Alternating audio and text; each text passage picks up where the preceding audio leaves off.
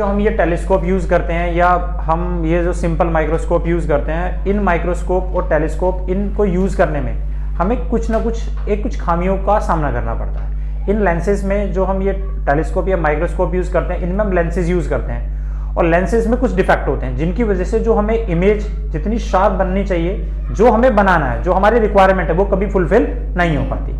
अब लेंस में क्या डिफेक्ट है वो हमें समझना। This is the defect of the lens. और लेंस में सबसे जो मेन डिफेक्ट मिलते हैं वो दो तरह के मिलते हैं। तो देखिए डिफेक्ट ऑफ लेंस, इसमें जो सबसे पहला डिफेक्ट होता है उसे कहते हैं स्फेरिकल एब्रिएशन।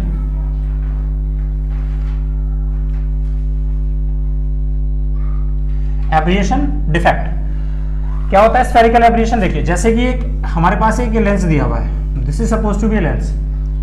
अब यहां से इसमें हम एक बात ऑब्जर्व करते हैं बेटे कि इसमें गौर करके देखिए यहाँ का कर्वेचर कैसा है? ज्यादा है।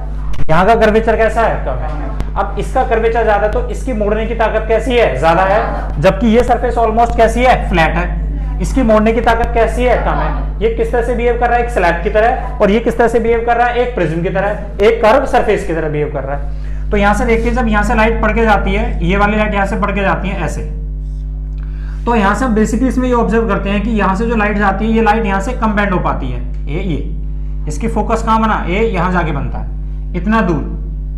लेकिन जो ये हमारा जब ये एजिस पे जब लाइट पड़ती है तो यहाँ का कर्वेचर कैसा है? ज्यादा है। कर्वेचर ज्यादा तो वो लाइट को कहां बैंड कर देता है? ज्यादा बैंड करेगा।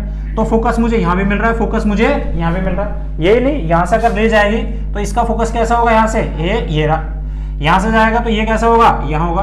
अल्टीमेटली हम ये देखते हैं कि यहाँ से जब रे आगे की तरफ बढ़ती चली जाती है तो हमें फोकस यहाँ भी नजर आता है, यहाँ भी नजर आता है, यहाँ भी नजर आता है। तो हमें कई सारे फोकस नजर आते हैं। और एक बात हमें बहुत अच्छे से पता है, जितने फोकस होते हैं उतनी इमेज नजर आती है। तो हम ये देखते हैं कि एक ही पॉइंट के आसपास हमें कई सारी इमेज नजर आती है। और जब कई सारी एक पॉइंट के आसपास हमें इमेज नजर आएगी तो इमेज कैसी नजर आएगी? हमें ब्लर।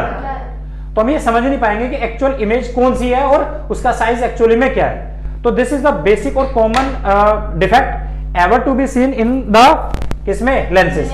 तो लेंसेज में सबसे कॉमन डिफेक्ट होता है जिसकी वजह से हम लेंस से जब भी किसी एक ऑब्जेक्ट की इमेज को बनाना चाहते हैं, टेलीस्कोप, माइक्रोस्कोप, कुछ भी यूज करें, हमेशा उसकी इमेज हमें कभी भी पूरी तरह से साफ नहीं दिखा सकते जितना वो हो सकती थी।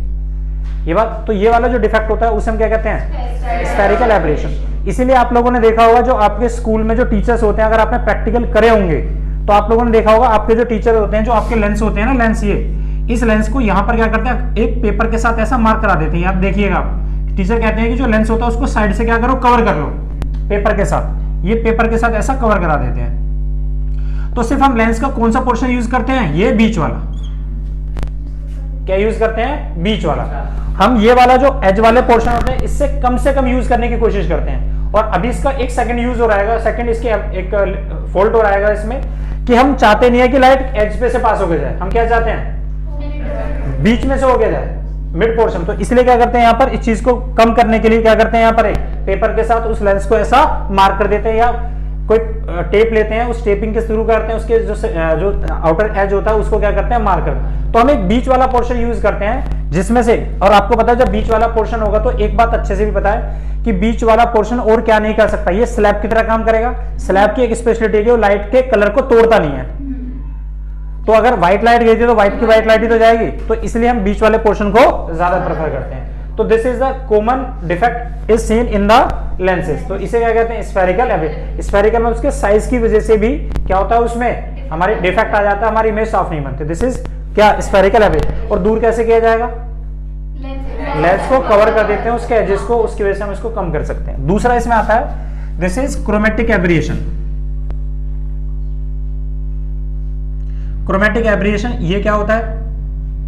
तो क्रोमेटिक में ये होता है कि हमें पता है जो लेंस होता है ना बेटे, इस लेंस को अगर आप गौर से देखेंगे तो लेंस एक प्रिज्म की तरह काम करता है। देख रहे हो आप, ये इसके एजेस कैसे हैं? प्रिज्म की तरह काम कर रहे हैं। और प्रिज्म की एक स्पेशलिटी पता है कि जब भी प्रिज्म से कोई लाइट पास होती है तो लाइट अपने सातों कलर में क्या होती है? स्प्लिट हो जाती है। This is red to violet. इस तरह से ये क्या होती है? यहाँ पर स्कैटर हो जाती है अपनी इस डायरेक्शन से।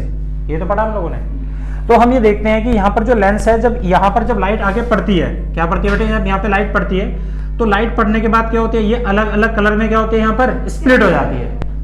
नहीं है समझ में? तो यहाँ से जब लाइट जा रही है, ये जा रही है यहाँ से, तो ये ऐसे मुड़ गई, यहाँ से गए, अलग अलग कलर के लिए अलग अलग फोकस बनना स्टार्ट हो जाते हैं। कोई ज्यादा मोड़ेगा, कोई कम मोड़ेगा।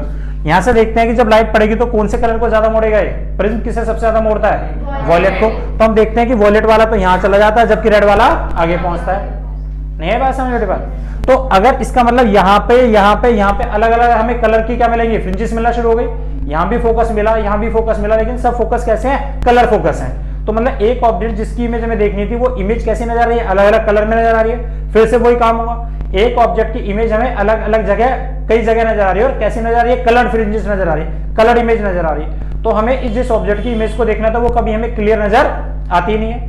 नहीं है समझ में? तो ये सबसे ज्यादा कॉमन प्रॉब्लम है। और आप ये देखते हैं वीओ लेंस के अंदर कि जैसे जैसे हम लेंस को, इस सरफेस को अगर ध्यान से देखें तो यहां पर गौर करके देखो, यहां पर प्रिज्म का एंगल कैसा है, ये वाला एंगल ए, यहां पर एंगल कैसा हो गया, थोड़ा कम हो गया, यहां पर एंगल और थोड़ा कम हो गया। तो इसका मतलब जब एंगल कम से कम होता चला जाएगा तो उसकी बेंडिंग भी कैसी होगी, एंगल ऑफ डेविएशन भी कैसा होगा, कम होगा। तो फिर से वही बात कि हम क्या चाहते हैं, एक लेंस में कौन से पोर्शन को हम यूज करना चाहते हैं रिफ्लेक्शन के लिए, हमेशा मिडिल पोर्शन को। वो इसलिए क्योंकि मिडिल पोर्शन क्या करता है, जब यहां से मिडिल पोर्शन से लाइट जाती है तो यस उसको रिफ्लेक्ट क्या करता है, उसको अलग अलग कलर अलग अलग फोकस पे बैंड नहीं करता, सबकी डायरेक्शन एक होती है।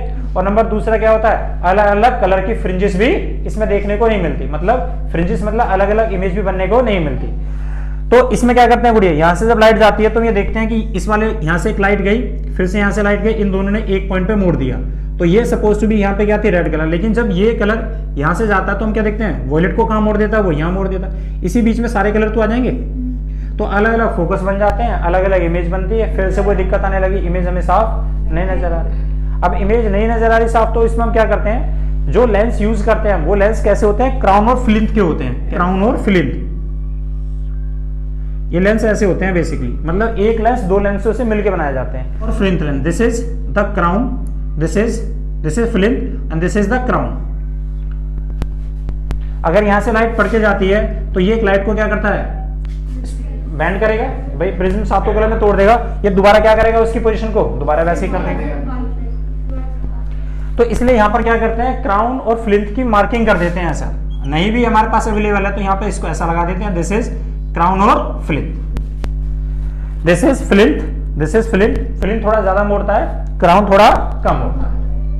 नहीं बेटे समझ? तो हम क्राउन जो लेंस ऐसे यूज करते हैं जो किससे बने होते हैं, ऐसे लेंस जो क्राउन और फ्लिंट के बने होते हैं, उन लेंसेज को हम ज्यादा यूज करते हैं। और अगर लेंस हमारे पास अभी वो अवेलेबल नहीं है तो उसके ऊपर क्या करते हैं, फ्लिंट और क्राउन की कैपिंग उसके ऊपर चढ़ा देते हैं, कहां पर, जो इसके एज होते हैं। और इसको हम जो मिडिल वाला पोर्शन होता है उसको हम यूज करते हैं as for determining the image magnification, और कि एक ऑब्जेक्ट कितना नियर हमें लेंस के नजर आ रहा है।